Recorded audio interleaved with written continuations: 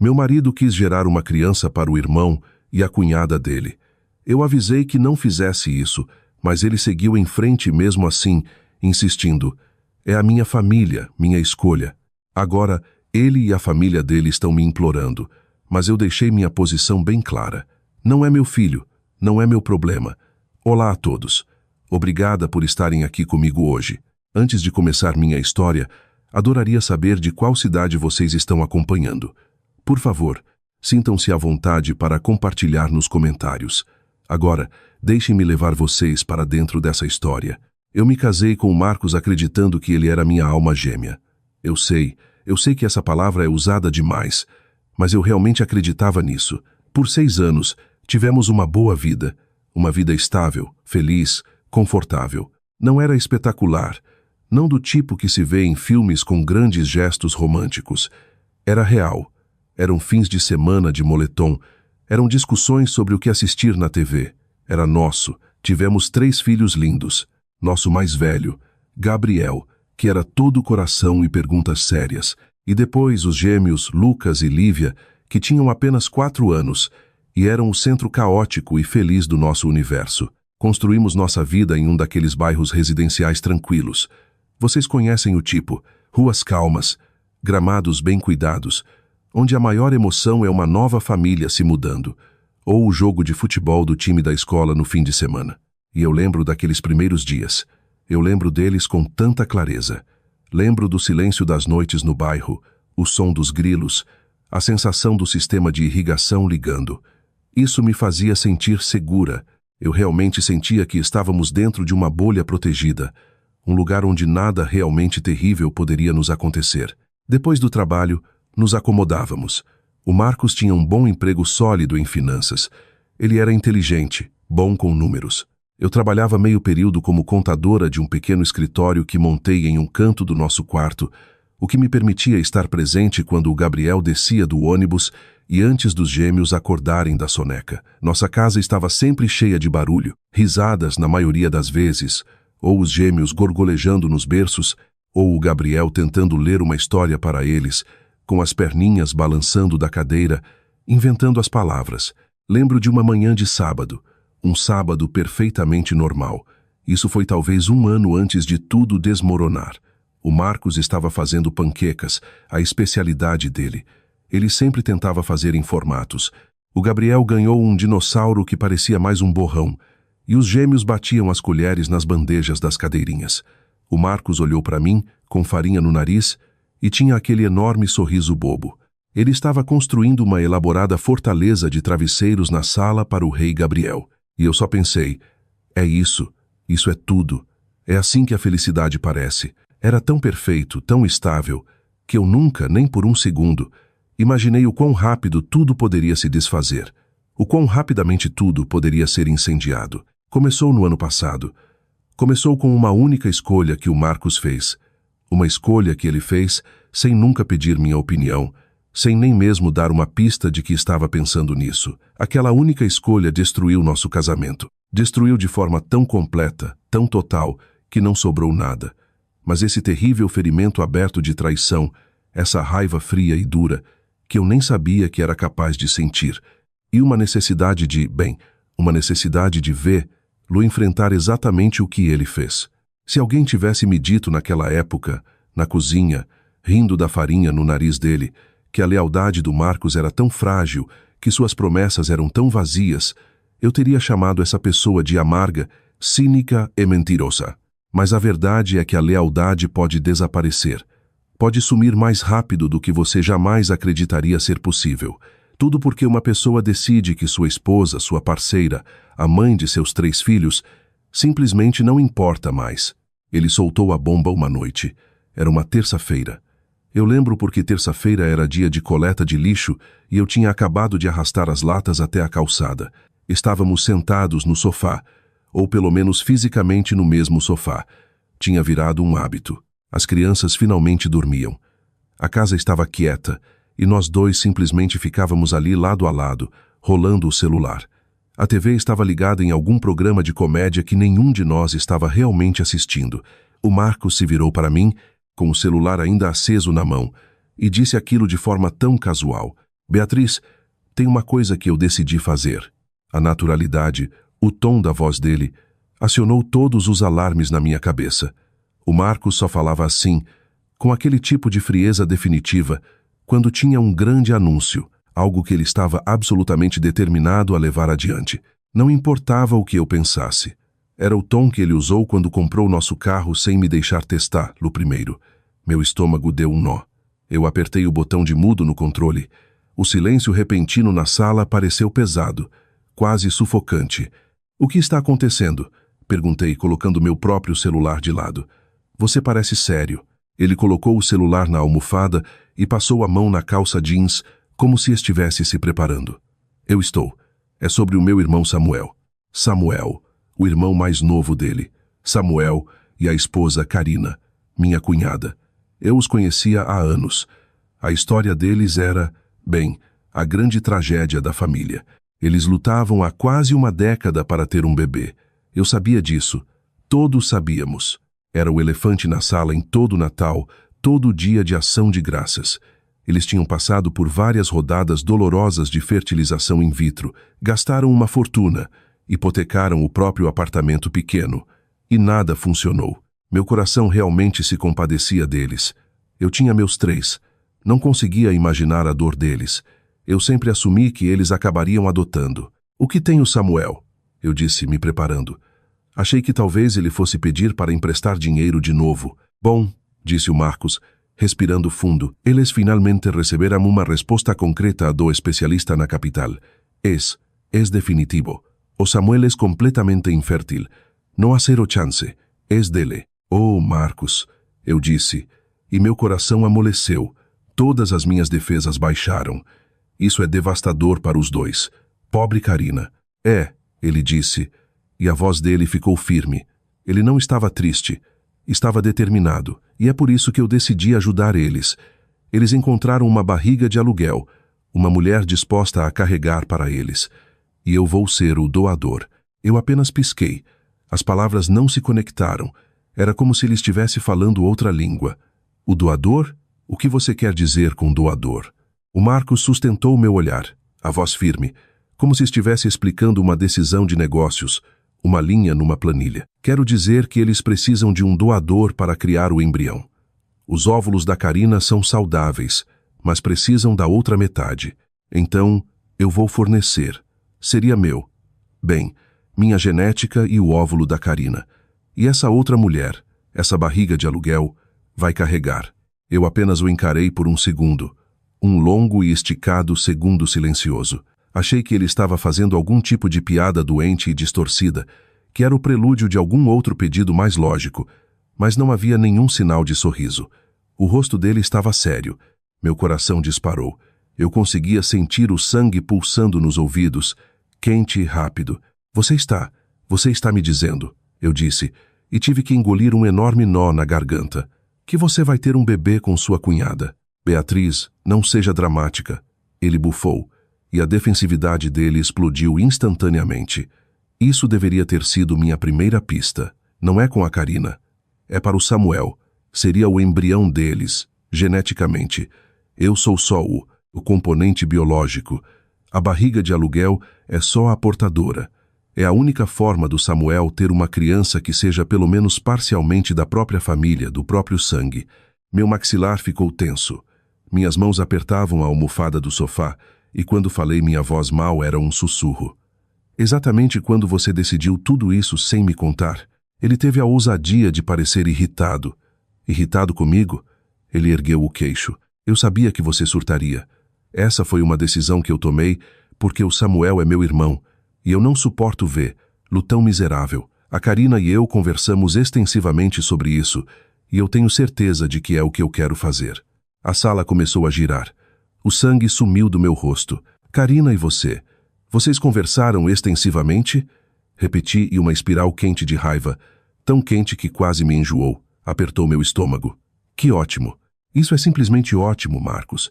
Enquanto isso, eu sou sua esposa. Eu sou a mãe dos seus 3 filhos. Eu sou sua parceira em tudo e eu sou a última a descobrir. Você faz alguma ideia, sussurrei, e minha voz tremia, de como isso parece. Descobrir que seu marido está planejando ter um filho com outra mulher e você nem faz parte da conversa. Os olhos dele brilharam com exasperação, não culpa, não vergonha, exasperação. Beatriz, me desculpe por não ter te contado antes, mas isso é sobre a minha família, meu irmão, a felicidade dele. Eu vou fazer isso com ou sem sua permissão. Eu esperava que você me apoiasse.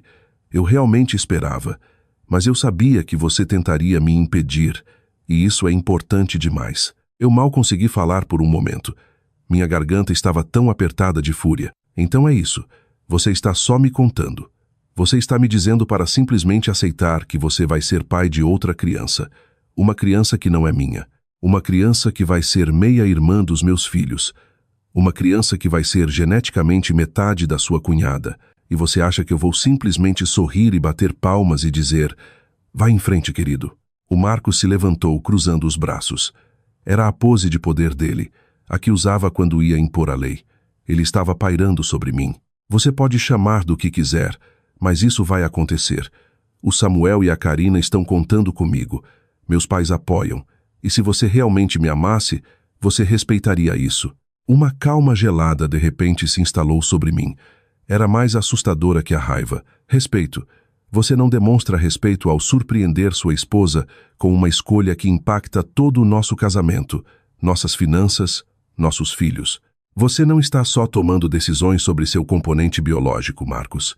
Você está tomando decisões sobre nossa família. Ele jogou as mãos para o alto, um gesto de completo descarte. Pare de agir como se fosse a vítima aqui. O Samuel também é família. Eu estou salvando ele. Eu estou dando uma chance de ter uma família. Se você não consegue ver isso, então talvez eu tenha superestimado você todos esses anos. Aquela declaração final foi o que me fez passar do limite. Superestimado? Eu me levantei, meus punhos cerrados tão forte que as unhas cravavam nas palmas, deixando pequenas marcas de meia-lua. Marcos, se você seguir adiante com isso, se você fizer isso, vai nos destruir. Eu estou te dizendo agora, isso vai ser o fim de nós. Ele simplesmente passou por mim, caminhando em direção à cozinha, os ombros rígidos. Então talvez não sejamos tão fortes quanto eu acreditava. Eu fiquei ali fervendo de raiva na sala silenciosa. Meu coração batia tão forte que eu conseguia ouvir o sangue correndo nos ouvidos. Tentei respirar através da raiva, mas parecia uma traição tão profunda que eu nem conseguia nomear. A casa quieta, nossa bolha segura, estava me pressionando, espessa com o choque das palavras dele. E embora eu dissesse a mim mesma que devia me acalmar, que poderíamos conversar pela manhã, que ele estava só emocionado com o Samuel, eu já sabia que tudo tinha mudado. Eu pensei que a traição emocional era a pior parte.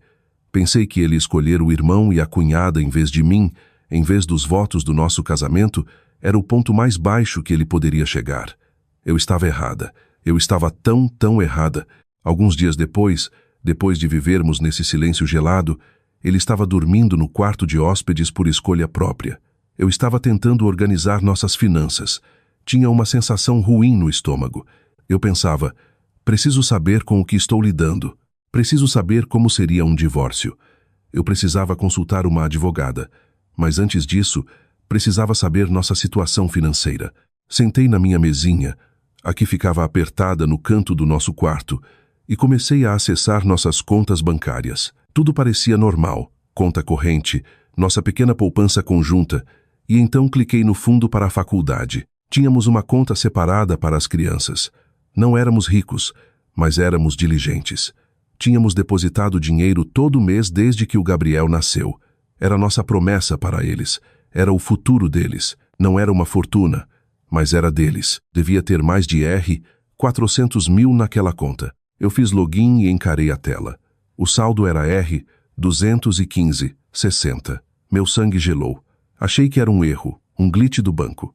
Tinha que ser. Atualizei a página. 215,60.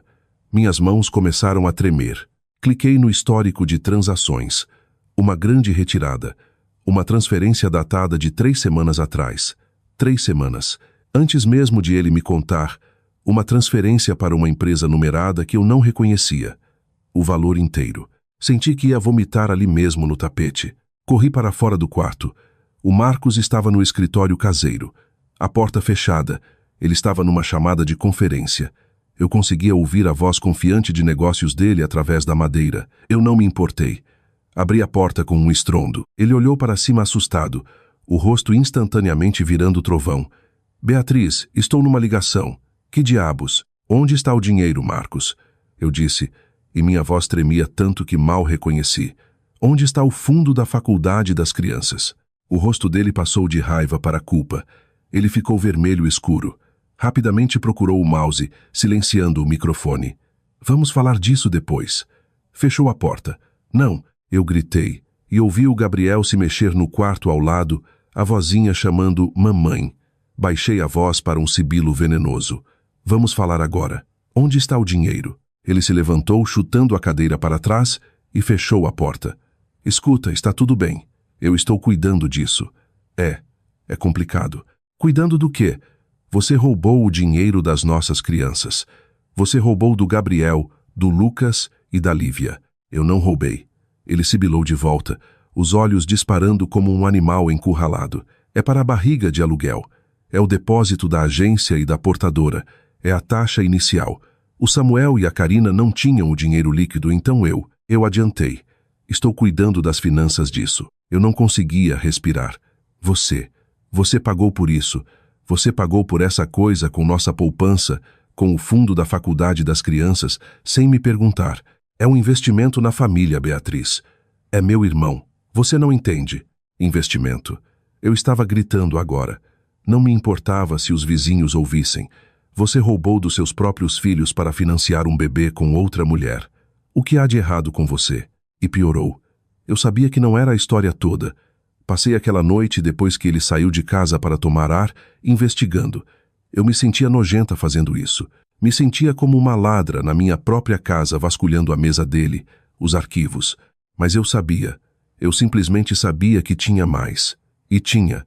Escondido numa pasta marcada pessoal, não lar. Ele não tinha só esvaziado nossa poupança. Tinha feito uma segunda hipoteca da nossa casa. Encontrei a papelada, uma linha de crédito de R, 750 mil, assinada 2 semanas antes. Minhas mãos tremiam tanto que mal conseguia ler o papel. Meu nome estava nele, Marcos T. Silva e Beatriz A. Silva. E então vi no final a assinatura dele, forte e arrogante, e ao lado, minha assinatura, Beatriz A. Silva. Só que eu nunca tinha visto aquele documento antes na vida. Eu nunca tinha assinado. Ele tinha falsificado minha assinatura. Tinha traçado ou falsificado. Estava bem próximo. Assustadoramente próximo, mas não era minha. O laço do B estava errado. Ele tinha falsificado meu nome. Tinha cometido fraude. Tinha roubado a segurança da nossa família. Drenado o patrimônio da nossa casa para financiar essa fantasia para o irmão dele. A traição não era só emocional. Era um crime. Ele tinha cometido um crime contra mim, sua própria esposa. Aquela noite eu não dormi. Não chorei. Fiquei sentada à mesa da cozinha até o sol nascer segurando aquele papel, aquela prova da fraude dele. O homem com quem me casei, o homem que construía fortalezas de travesseiros e tinha farinha no nariz, tinha sumido. No lugar dele havia um estranho, um golpista, um ladrão. Na manhã seguinte, quando ele voltou para casa cheirando a fumaça velha de bar e culpa, eu estava esperando. Liguei para uma advogada. Marcos, eu disse, minha voz morta de calma. Uma advogada? Para quê? Ele resmungou, esfregando o rosto, nem olhando para mim. Eu levantei o documento da hipoteca. Para o divórcio. E para isso, o rosto dele ficou branco. Ele finalmente entendeu. No dia seguinte, eu não só liguei para uma advogada. Eu fui até uma. Lembro da sensação de entrar naquele prédio alto e estéril de escritório. O cheiro de lustramóveis de limão e papel velho. Eu a encontrei online. Silvia Mendes. O site dela dizia que ela se especializava em divórcios complexos de alto conflito e contabilidade forense. Eu sabia que precisava de mais que uma simples advogada de divórcio. Sentei no escritório dela numa cadeira de couro dura e contei tudo. A história do doador, as conversas secretas com a Karina, o fundo da faculdade vazio e então o final. Deslizei o documento falsificado sobre a grande mesa de mogno dela. Silvia era uma mulher afiada na casa dos 50 anos com olhos azuis penetrantes e nem um fio de cabelo fora do lugar. Ela pegou o documento. Olhou minha carteira de motorista, minha assinatura real no contrato de honorários. Ela não ofegou. Não pareceu chocada. Apenas assentiu. Bem, disse ela, a voz nítida, ele não é só um adúltero no espírito. É um idiota e um criminoso. Essa falsificação, isso é nossa alavanca. Isso é tudo. Senti uma estranha onda de alívio. Eu não estava louca. Não estava exagerando. Eu era vítima de um crime. Então, o que fazemos? Perguntei. Minha voz pequena. Nós entramos com o processo, ela disse. Entramos com o divórcio por diferenças irreconciliáveis. E avisamos o advogado dele que estamos de posse desse documento. Avisamos que estamos reservando o direito de processar criminalmente por fraude. Não vamos. Ainda não. Usamos isso para conseguir tudo o que você merece. A casa, guarda total e cada centavo que ele roubou. Quando Marcos foi intimado alguns dias depois, a raiva foi bíblica. Eu tinha levado as crianças para a casa de uma amiga por precaução. Quando voltei para casa, um abajur estava quebrado. Uma foto nossa foto de casamento, estava no chão, o vidro estilhaçado. Como você ousa? Ele gritou, andando de um lado para o outro na sala, o rosto roxo. Você foi pelas minhas costas. Está tentando destruir esta família. Depois que eu te contei por que estava fazendo isso pelo Samuel, eu apenas ri. Foi um som horrível e quebrado. Você é quem falsificou meu nome num documento de empréstimo, Marcos. Isso é crime. Você roubou o futuro dos nossos filhos. Você tem sorte de eu não estar ligando para a polícia agora mesmo e te mandando prender. Ele empalideceu com isso. A palavra prender o atingiu, mas ele se recuperou. Tentou mudar de assunto. Tentou me manipular. É um mal-entendido. Eu assinei por você para agilizar as coisas. Eu ia te contar. Podemos consertar isso, Beatriz. Só precisamos que você aceite que estou fazendo isso pelo Samuel. Aí podemos seguir em frente. Podemos pagar o dinheiro de volta. Não, você não está me ouvindo, eu disse, mantendo minha posição. Não tem conserto. Não tem seguir em frente. Você foi pelas minhas costas. Usou nossas finanças. Se inscreveu para ser pai de uma criança. E falsificou meu nome. Nosso casamento é secundário ao bebê do seu irmão. Eu estou acabada. Estou tão acabada. O problema era que no nosso estado havia uma separação obrigatória de 1 ano antes do divórcio ser finalizado. 1 ano inteiro. E o Marcos se recusou a sair de casa. Ele alegava que tinha direito de estar lá.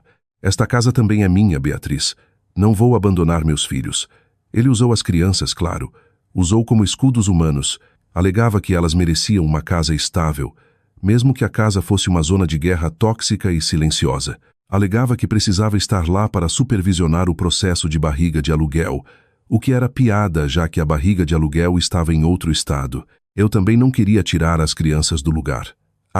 Silvia me aconselhou que desde que eu não estivesse em perigo físico, ficar na casa e estabelecer o status quo comigo como a principal cuidadora era o melhor para a batalha de guarda futura. Deixe ele ficar no quarto de hóspedes, ela disse. Deixe ele cavar a própria cova. Documente tudo. Então eu tolerei ele.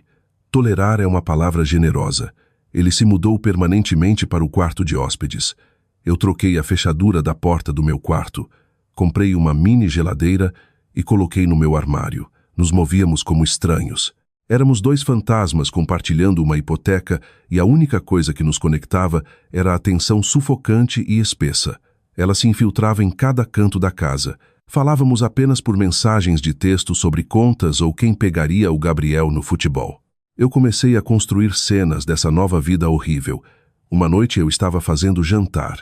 Espaguete só para mim e as crianças. Fiz exatamente 4 porções. Coloquei 3 pratos na mesa para nós e deixei o meu no micro-ondas para depois. O Marcos entrou na cozinha cheirando ao sabonete que usava e ficou ali esperando um prato. Olhou para o fogão. Olhou para a mesa. Você não fez para mim? Perguntou. A voz cheia de uma descrença ferida. Eu nem levantei os olhos de preparar a lancheira do Gabriel para o dia seguinte. Fiz o suficiente para as crianças e para mim. Você cuida de si mesmo. Eu ouvi bater a porta do armário. Ouvi ele rasgar uma caixa de cereal e servir. o som dos flocos caindo na tigela como pedrinhas. Ele comeu o cereal em pé no balcão, de costas para nós, enquanto eu sentava com nossas crianças e perguntava sobre o dia delas. O silêncio era ensurdecedor. Outra vez, nos cruzamos no corredor. Era um corredor estreito. Tínhamos que virar de lado para passar e fizemos isso sem uma única palavra, sem com licença, sem contato visual. Ele só cheirava como um estranho. As crianças perceberam, claro. Elas não são idiotas. Por que você e o papai não sentam mais juntos no jantar, mamãe? Gabriel perguntou uma noite, o rostinho todo franzido de preocupação. Eu engoli a verdade amarga. Parecia engolir vidro. Às vezes os adultos. Às vezes eles têm grandes desentendimentos e precisam de espaço, querido. Mas nós dois amamos vocês mais que tudo. E eu sempre vou estar aqui. A inocência nos olhos da minha criança só me dava vontade de estrangular o Marcos, o Samuel e a Karina. Eles tinham nos colocado nessa posição, mas principalmente eu ressentia o Marcos. Ele deixou acontecer, ele fez acontecer. Alguns meses nesse inferno, recebi uma ligação da agência de barriga de aluguel. Bem, o Marcos recebeu. Eu o ouvi no telefone no quarto de hóspedes. Ele estava feliz. A barriga de aluguel estava grávida. Na primeira tentativa, era uma menina. E foi então que meus sogros, Samuel e Karina, começaram a invadir. Agora que havia um bebê real a caminho, uma peça real da família deles, aparentemente sentiam que tinham direito à minha casa, já que o Marcos ainda tecnicamente morava lá. Voltei do trabalho uma tarde. Estava cansada. Tinha passado o dia equilibrando meus clientes de contabilidade, que estavam todos em pânico com as declarações trimestrais e os 3 filhos. A Lívia estava resfriada. Eu tinha ficado acordada metade da noite com ela. Estava lidando sozinha com reuniões de pais e professores e consultas médicas, enquanto meu marido vivia no fim do corredor, mandando mensagens para a cunhada sobre nomes de bebê e fotos de ultrassom. Entrei, equilibrando a Lívia no quadril, Gabriel atrás de mim, e os encontrei.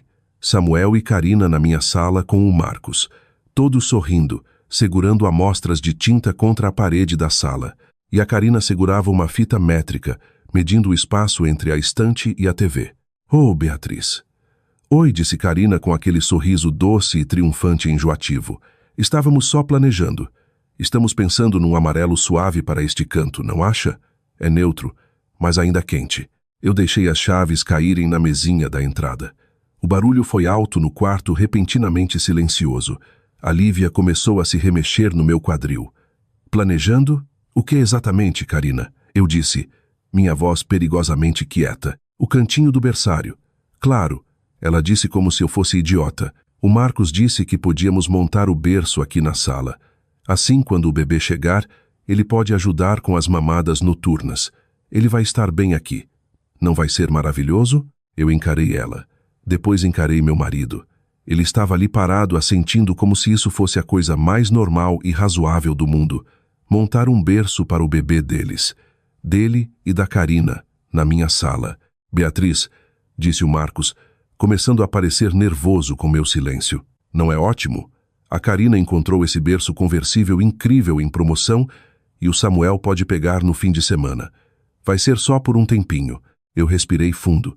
Coloquei a Lívia no chão e ela foi andando até o Gabriel. Gabriel, eu disse, leva sua irmã para o quarto e brinca. A mamãe precisa conversar com os adultos. Ele assentiu, os olhos arregalados, e a levou embora. No momento em que saíram do alcance da audição, eu me virei. Saiam, eu disse.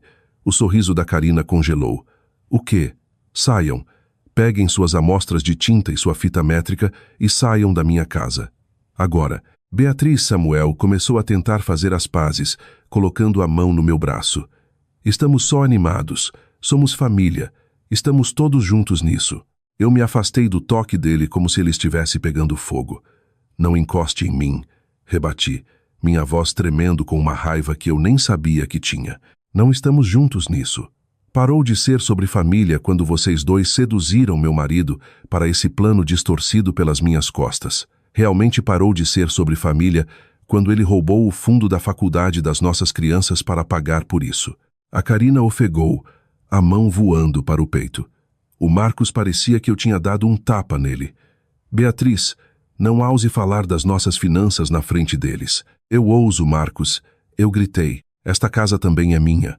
Meu nome está na escritura, a verdadeira, e você não vai transformar ela na sede particular do bebê de vocês. Vocês não têm o direito de trazer os planejadores do bebê da sua amante aqui para redecorar. Isso não é justo. A Karina gritou, e as lágrimas falsas brotaram instantaneamente.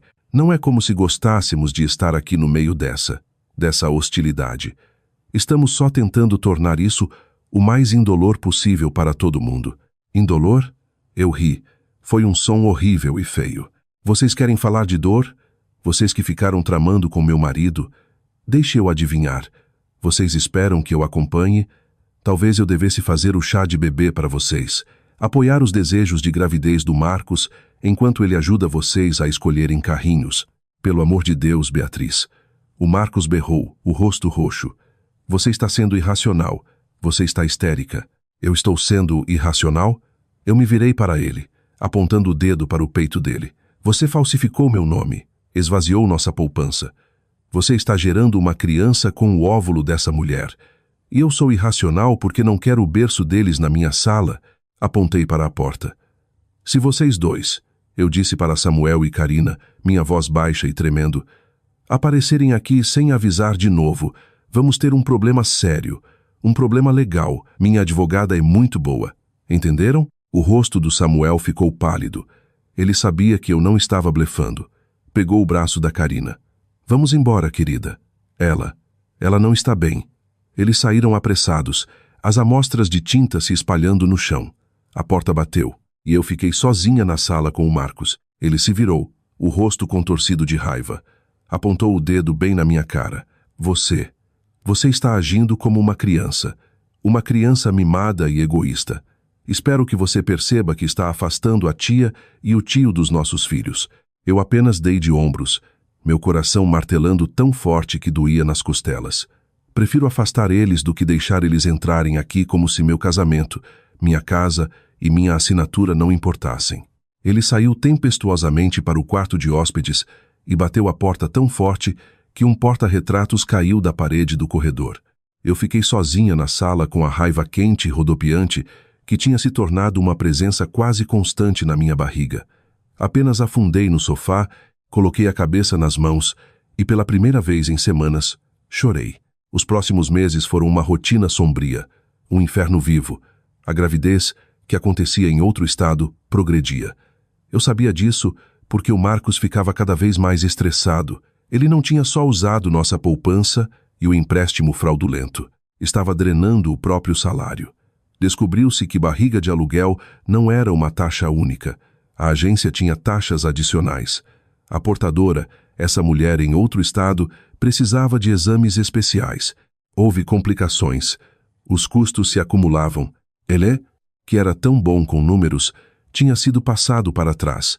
Era um gênio no trabalho, mas um completo idiota quando se tratava da família.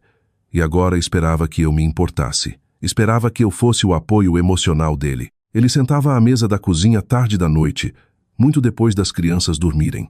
Eu saía para pegar um copo d'água e ele tinha pilhas de contas espalhadas na frente. Contas médicas, faturas da agência. As taxas da agência são mais do que eu pensava. Ele murmurava alto o suficiente para eu ouvir.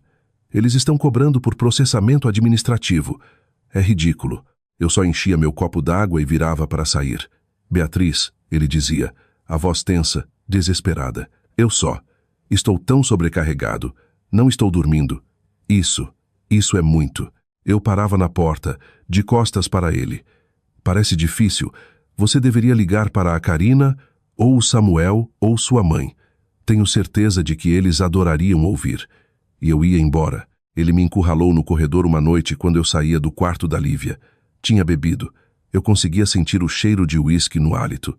Você nem consegue falar comigo. Ele arrastou as palavras, bloqueando meu caminho. Eu estou tentando aqui. Eu sou o pai dos seus filhos. Você deveria me apoiar.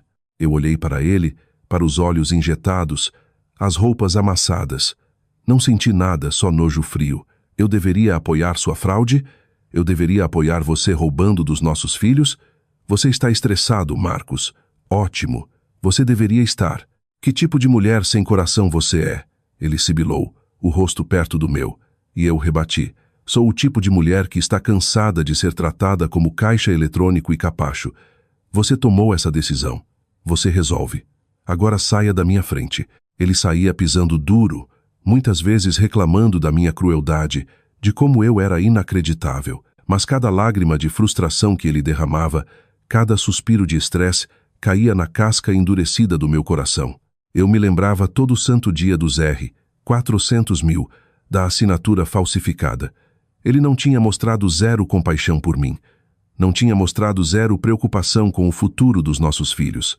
Então eu ofereci a ele a mesma cortesia. Nenhuma. Então, claro, a família dele se envolveu. Os ataques se tornaram coordenados. A mãe dele me ligou. Minha sogra, Joana. Eu não falava com ela há meses. Atendi pensando que poderia ser emergência. A voz dela pingava condescendência e raiva fria e virtuosa. Beatriz, eu simplesmente não acredito em como você está tratando meu filho. Não acredito no quanto você está sendo egoísta. Estamos todos tão decepcionados com você. Eu apenas segurei o telefone ouvindo. O Marcos está fazendo um ato maravilhoso e altruísta pelo irmão. Ela continuou, a voz subindo. Ele está dando o dom da vida, e você está tornando a vida dele um inferno. Como você pode negar o apoio a ele? Como você pode ser tão fria? Eu finalmente falei. Minha voz tão fria quanto a dela. Joana, talvez você devesse perguntar ao seu filho por que ele fez isso sem me contar. Talvez você devesse perguntar onde foi o fundo da faculdade das crianças. Talvez você devesse perguntar sobre os R$ 750.000 que ele pegou emprestado da minha casa, falsificando minha assinatura. Houve um silêncio atordoado do outro lado. Eu não devo apoio nenhum a ele, eu disse. Aquele bebê não é meu, e francamente esta conversa acabou. Desliguei. Ela tentou ligar de volta 2 vezes. Bloqueei o número dela. O pai dele tentou em seguida. Ele era um intimidador, um valentão à moda antiga. Moça, ele rosnou no telefone quando atendi, achando que era da escola. Você está seguindo um caminho muito sombrio. Você está destruindo esta família. Se não parar com essa bobagem de divórcio, se não começar a apoiar meu filho, vamos fazer você se arrepender. Ele estava insinuando que lutariam pela guarda, que tinham dinheiro, que me destruiriam. Eu quase sorri. Que interessante, Paulo, porque eu já me arrependo de ter confiado no seu filho com meu casamento, e ele é quem vai se arrepender da fraude. Diga a Joana que mandei um oi. E desliguei na cara dele também, e bloqueei o número. Não tinha dúvida de que toda a família estendida me via como um monstro, uma bruxa fria e sem coração que estava no caminho do milagre da família deles. Mas eu também sabia o que minha advogada sabia. O tribunal não se importa com atos altruístas. O tribunal se importa com fatos. O tribunal se importa com fraude bancária. Esse fato era a única coisa que me deixava dormir à noite. E então o bebê nasceu. Era pouco depois da meia-noite. Eu finalmente dormia.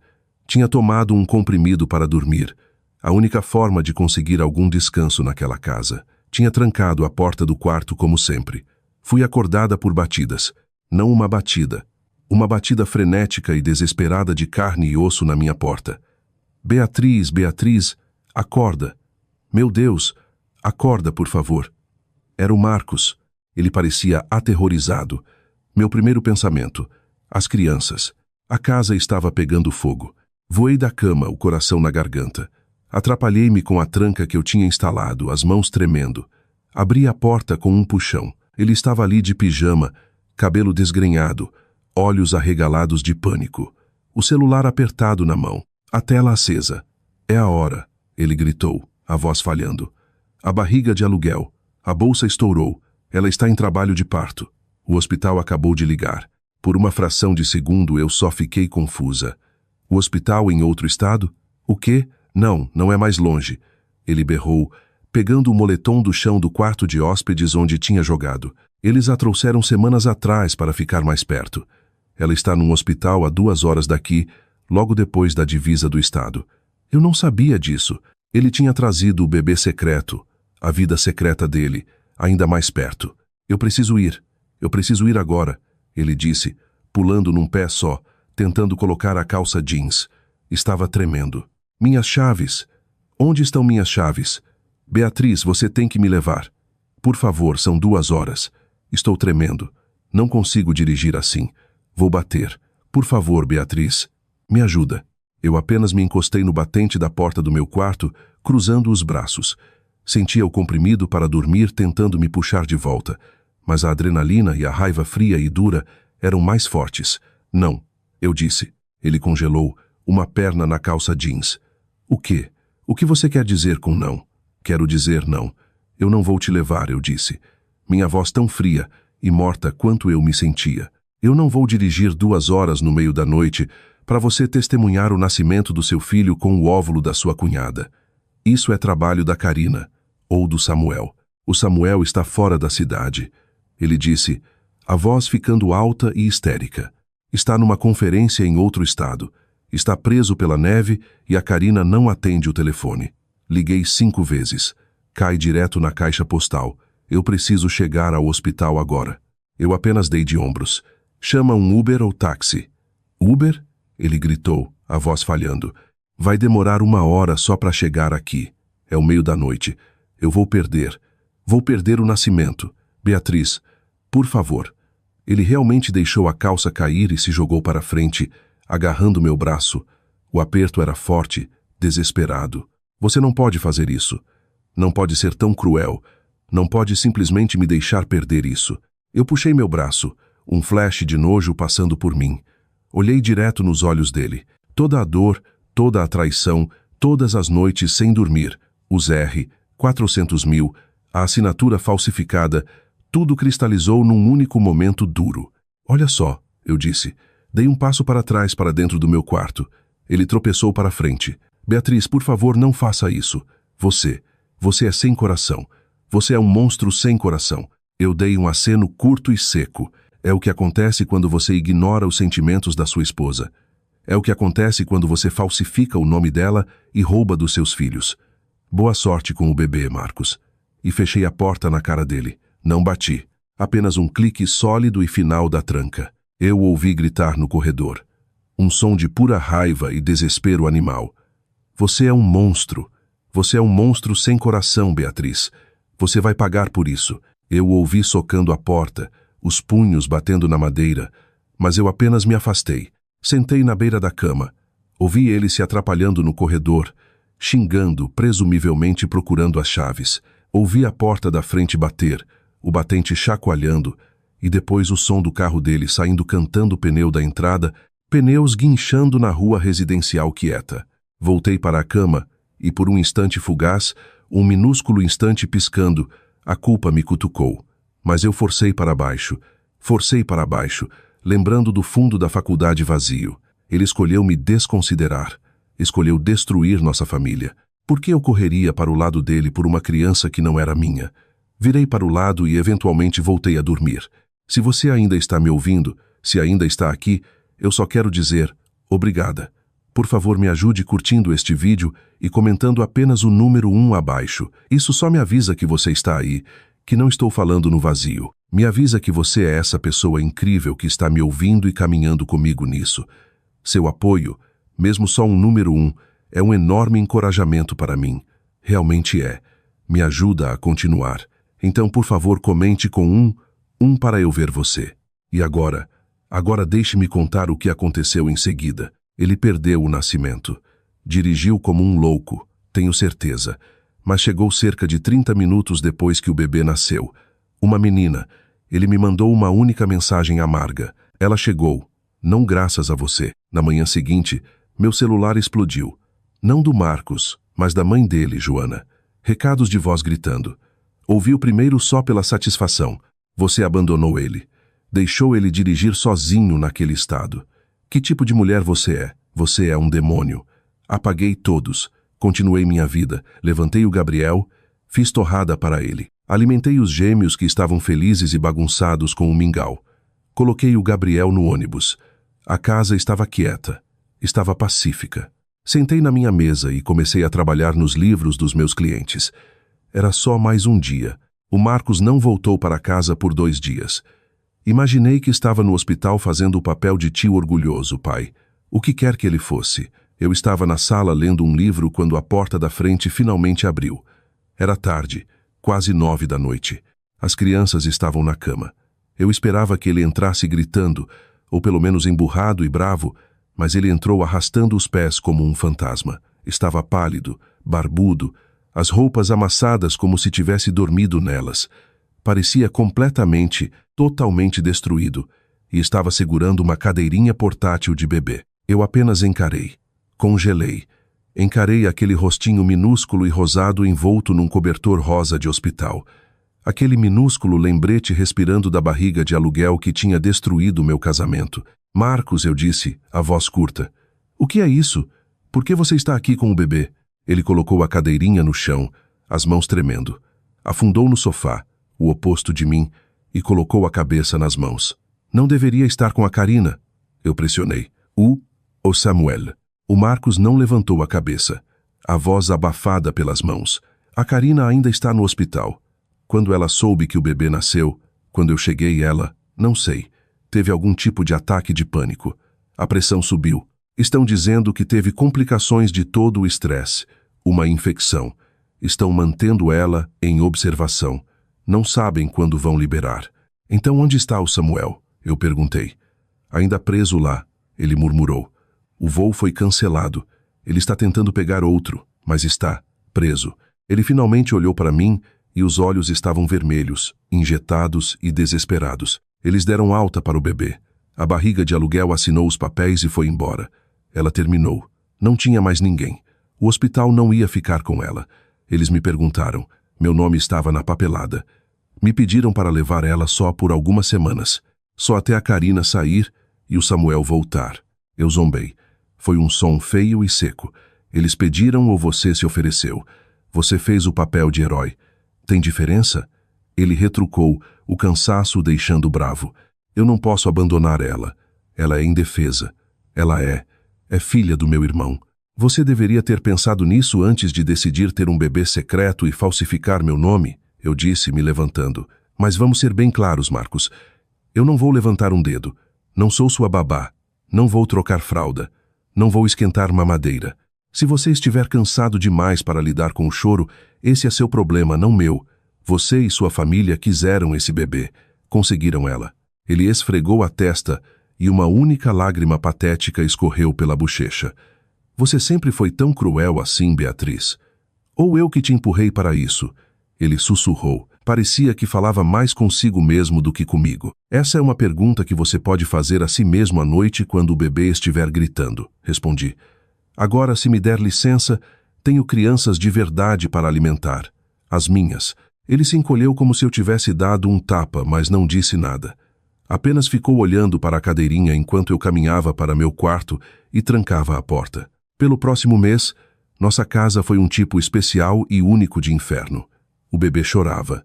Não só chorava, gritava. Tinha cólica. Ou talvez só fosse miserável. Não sei, mas das 10 da noite até as 5 da manhã, ela berrava. Um som agudo, implacável, que destroçava os nervos. E o Marcos, que nunca tinha sido o cuidador principal dos nossos próprios filhos quando eram bebês, que nunca tinha feito uma única mamada noturna com os gêmeos, estava um completo destroço. Ele ficava andando às 3 da manhã, meio acordado, o bebê gritando nos braços. Eu ouvia na cozinha, atrapalhando-se com as mamadeiras, xingando baixinho. Ouvi ele tentando embalar, sussurrando "X", a voz falhando de exaustão e desespero. Ele veio até minha porta trancada. Implorou. "Beatriz, por favor", disse uma noite, a voz quebrando, a testa pressionada contra a madeira. Eu ouvi as lágrimas pingando na mamadeira nas mãos dele. "Preciso de meia hora. Só meia hora para deitar." O bebê chorou por horas. Eu só. "Preciso de um descanso. Por favor." Eu segurei o olhar dele através da fresta da porta. Conseguia ver o olho injetado. Fui inflexível. "Liga para sua mãe, Marcos. Liga para a Joana. Tenho certeza de que ela adoraria vir ajudar. Ou liga para o seu pai ou para a Karina no hospital. Eu não vou te ajudar." Ele soltava um soluço frustrado e se virava, os gritos do bebê ecoando pelo corredor. Eu sentia um lampejo de remorso, admito, mas era pela criança. Aquela pobre bebê inocente não tinha feito nada errado, mas isso era obra do Marcos.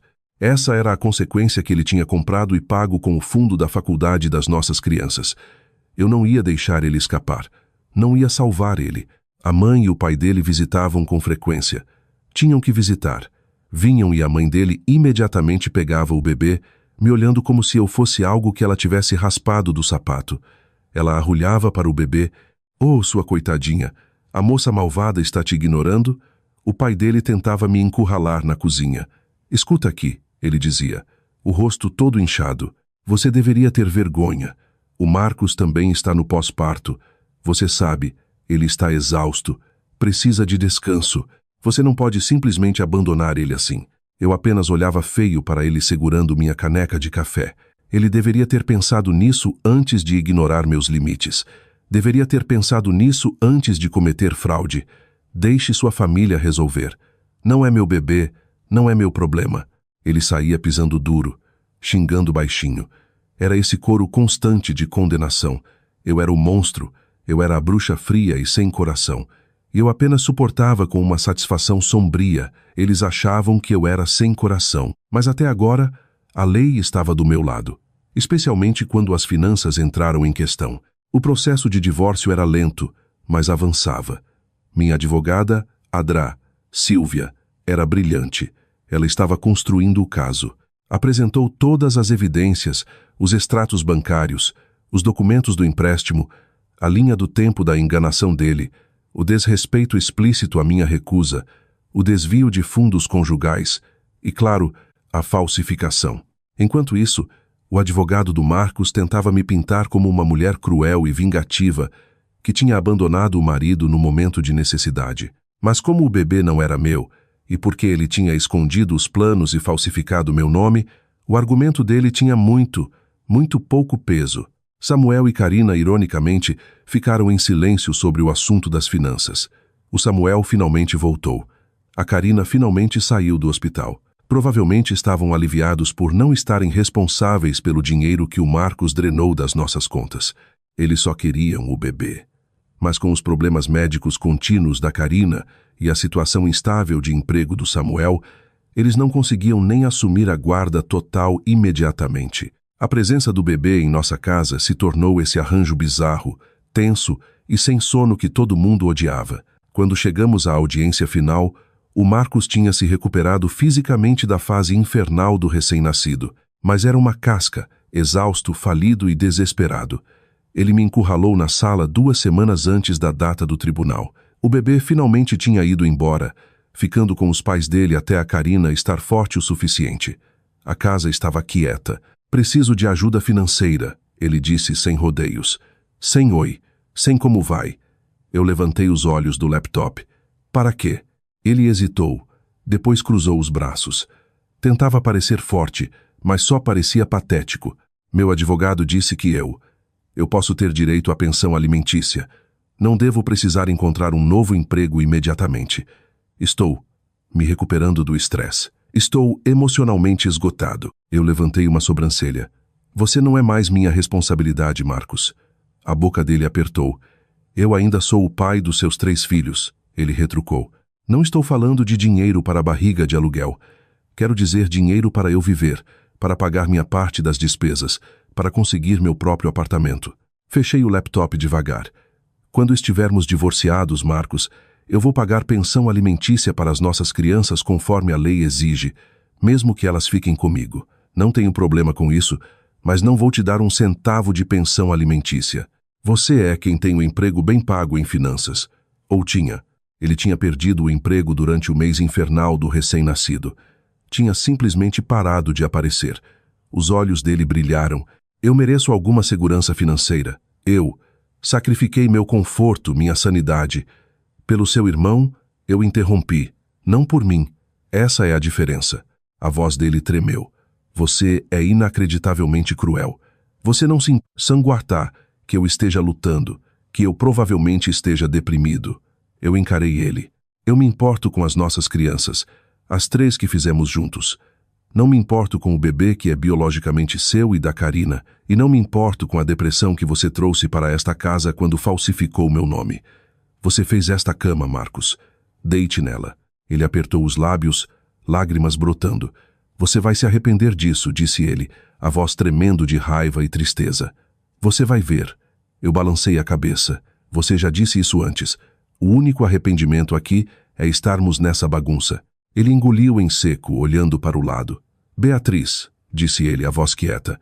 Dói dizer isso, mas você não é mais a mulher que eu lembro. Eu dei uma risada sombria. Nem você é o homem com quem me casei, Marcos. A vida muda. Ele saiu marchando, me deixando com o silêncio. Na data final do tribunal, o Marcos sentou numa mesa com o advogado dele. Parecia péssimo. Tinha perdido peso e o terno estava amassado. Eu sentei na outra com a Drá. Sílvia.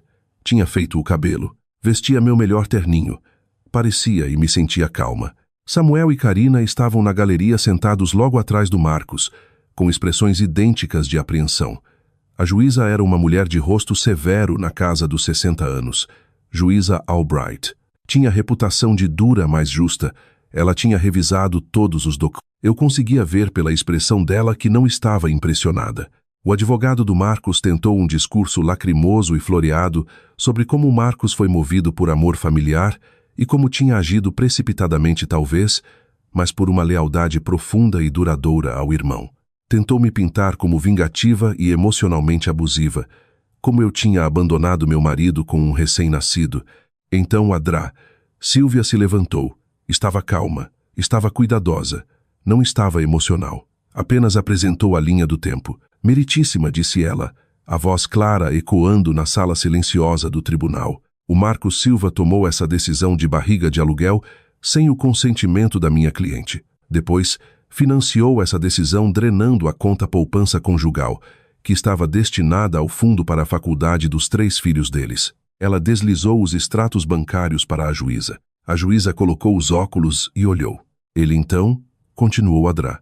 Sílvia, a voz nivelada, fez uma linha de crédito de R$ 750 mil contra a casa conjugal, onde minha cliente e os 3 filhos menores residem. Fez isso falsificando a assinatura da minha cliente nos documentos do empréstimo. Ela apresentou o contrato do empréstimo e ao lado dele o laudo juramentado do perito em grafia. Meritíssima, isso não é só uma disputa conjugal, isso é fraude bancária. O rosto da juíza. Ah, foi uma visão. Ela tirou os óculos devagar, olhou para a falsificação, depois olhou para o laudo, depois olhou por cima da bancada e encarou o Marcos. Apenas um olhar frio, morto e silencioso. Por uns 10 segundos, o Marcos encolheu na cadeira. Estava olhando para as mãos. Quando a juíza falou, o tom era seco. Ela estava furiosa. Considerou as ações do Marcos como desrespeito fraudulento flagrante à parceria conjugal. Reconheceu que o bebê, produto da barriga de aluguel, não era meu, e portanto eu não tinha nenhuma obrigação financeira ou parental. Sobre pensão alimentícia, ela disse, dada a grave má utilização e aquisição fraudulenta de fundos conjugais pelo Sr. Silva, o pedido de pensão alimentícia dele não só é negado, como é insultante. Então ela deu os golpes finais. Concedeu a mim a guarda física e legal primária dos nossos 3 filhos. O Marcos recebeu visitas supervisionadas uma vez por mês, desde que conseguisse provar um ambiente estável. Concedeu-me a casa livre e desembaraçada. Ordenou uma escritura de transferência emergencial, citando que o valor tinha sido criticamente comprometido pelo empréstimo fraudulento. E, finalmente, ordenou que todas as dívidas associadas à barriga de aluguel e à linha de crédito fossem de responsabilidade exclusiva dele. E, além disso, ele foi ordenado a devolver os R$ 400 mil que tinha roubado do fundo da faculdade, do próprio salário futuro ou qualquer herança potencial. Enquanto a juíza proferia a sentença, o rosto do Marcos simplesmente desabou. Ele colocou a cabeça nas mãos e os ombros começaram a tremer. Ele estava arruinado financeiramente, completa e totalmente arruinado. Eu sentia meu próprio coração batendo, mas principalmente me sentia leve, me sentia vingada. O peso esmagador que tinha estado no meu peito por um ano tinha sumido. Minha vingança estava completa. Eu tinha saído do marido que me traiu, e a lei me deu respaldo. Saímos para o corredor. Estava acabado. O Marcos se aproximou de mim, os olhos inchados e vermelhos. O advogado dele já tinha ido embora. Beatriz, sussurrou ele, a voz tremendo. Eu nunca quis que chegasse a isso. Me desculpe. Eu realmente me arrependo. Cometi um erro terrível. Mas nunca pensei que você faria isso comigo. Eu estou. Arruinado, eu o encarei. Lembrei das noites em que implorei para ele, das respostas desdenhosas dele, da arrogância, do "então talvez não sejamos tão fortes quanto eu acreditava". Você falsificou minha assinatura, Marcos, eu disse, a voz quieta, mas dura. Você roubou dos nossos filhos. Se recusou a ouvir quando implorei para não fazer isso. Desculpas não custam tão barato. Adeus. A Karina, que estava pairando, se aproximou, o rosto manchado de lágrimas. Tentou colocar a mão no meu braço. Beatriz, você não vê? Ele está arrependido. Ele fez por nós, pela família. Eu puxei o braço. Você conseguiu o que queria, Karina. Aquele bebê agora é seu. Você pode lidar com as consequências. Você e o Samuel podem apoiar o Marcos se acham que ele merece. Vocês são todos família, afinal. Eu estou fora. Eles ficaram ali parados, sem palavras, enquanto eu me virava e ia em direção à saída. O corredor parecia mais claro enquanto eu me afastava. Parecia que um peso esmagador finalmente tinha sido tirado do meu peito. Nas semanas após o decreto final, o Marcos foi morar com a mãe. Teve que ir. Tinha perdido o emprego durante aquele mês infernal do recém-nascido. E agora o salário futuro, o que quer que fosse, estava sendo penhorado para devolver os fundos que roubou. Ele estava falido. Sempre que eu o via durante as trocas de guarda, que aconteciam num centro supervisionado, uma salinha triste com brinquedos de plástico, ele parecia frágil, arrependido. Perguntava como as crianças estavam e eu respondia educadamente, mas mantinha distância. Ele lançava esses olhares tristes e melancólicos para mim como se esperasse algum sinal de ternura, qualquer coisa. Eu não oferecia nada. Samuel e Karina eventualmente assumiram a criação do bebê. Eu os vi uma vez no supermercado. Pareciam exaustos. O boato é que estão apertados de dinheiro. O emprego do Samuel nunca foi estável. E as contas do hospital da Karina, mais os custos contínuos de um bebê, tinham se acumulado. Eles não estavam em posição de ajudar o Marcos. Ele tinha se arruinado por eles. E eles nem conseguiam ajudar. Meus filhos estão muito melhor. Assim que a tensão saiu de casa, assim que o bebê foi embora, assim que ele foi embora, caímos num novo ritmo calmo. Dias de escola, passeios de fim de semana, noites de filme em família, onde todos se empilhavam no sofá com pipoca. Sem mais bebê chorando acordando todo mundo à meia-noite. Sem mais guerra silenciosa nos corredores. Nossa casa está quieta de novo. Está pacífica. É nossa. Ocasionalmente, o Marcos me manda mensagens. Mensagens longas, divagantes e autopiedosas sobre seus arrependimentos, sobre como nunca previu os problemas de saúde da Karina ou a instabilidade do Samuel. Mencionou que esse ato altruísta não tinha realmente ajudado ninguém, só tinha criado mais caos e arruinado a vida dele. Eu ofereço respostas educadas e mínimas. Obrigada pela atualização. O Gabriel tem consulta no dentista na terça. Por favor, esteja ciente. Um dia, o Gabriel olhou para mim enquanto brincava com Lego. Mamãe, disse ele, a voz pequena, você ainda ama o papai? Eu pausei e me ajoelhei ao lado dele. Coloquei a mão na cabeça dele. Eu me importo com ele, querido, porque ele é seu pai. Mas às vezes os adultos mudam e às vezes eles quebram a confiança de uma forma que não pode ser consertada. Mas eu amo você, o Lucas e a Lívia, e isso nunca vai mudar. Ele pareceu aceitar. Apenas assentiu e voltou para os Legos. O assunto estava resolvido na cabeça dele. Os meses viraram um ano. O divórcio está bem para trás. Eu finalmente me sinto livre. Fiquei com a casa. Tenho um emprego estável.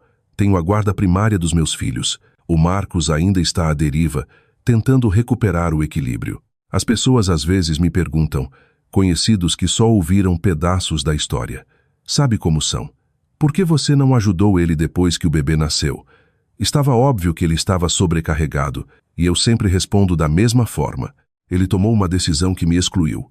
Cometeu um crime contra mim e enfrentou as consequências. Eles frequentemente balançam a cabeça, me chamando de impiedosa. Talvez eu fosse, mas num casamento, respeito e honestidade são vitais. Ele não mostrou nenhum dos dois. No final, minha vingança não foi sobre violência ou humilhação pública. Foi sobre deixar ele enfrentar cada ramificação da escolha dele sozinho. Retirei o apoio que ele dava como certo e deixei ele ver o quão árido, frio e falido o mundo podia ser quando ele negligenciava a confiança da esposa. A juíza viu do meu jeito e a dura realidade da vida também. Se você me perguntar agora se me arrependo de ter sido tão impiedosa, eu digo que não. O Marcos deu o primeiro golpe me traindo. Eu respondi dando exatamente o que ele pediu. Autonomia, sem finanças compartilhadas, sem apoio emocional, sem ilusões de que ficaríamos casados através de uma fraude que eu nunca consenti. E no final eu consegui minha liberdade e meus filhos, enquanto ele ficou para lidar com o ato altruísta que destruiu nosso casamento. Essa é a história de como o plano do meu marido de ajudar o irmão o transformou do meu amado marido num estranho, e como encontrei minha satisfação em não salvá-lo das próprias escolhas. Se isso é cruel, então a crueldade foi o preço da minha dignidade e foi um preço que eu estava mais que disposta a pagar. Obrigada. Obrigada por ouvirem toda a minha história. Se ressoou com você, se você já sentiu esse tipo de traição, ou mesmo só a frustração, eu ficaria muito grata se curtisse este vídeo. E sinta-se à vontade para compartilhar seus próprios pensamentos ou apoio nos comentários abaixo. Ajuda. Realmente ajuda a saber que não estamos sozinhos. Cuidem-se.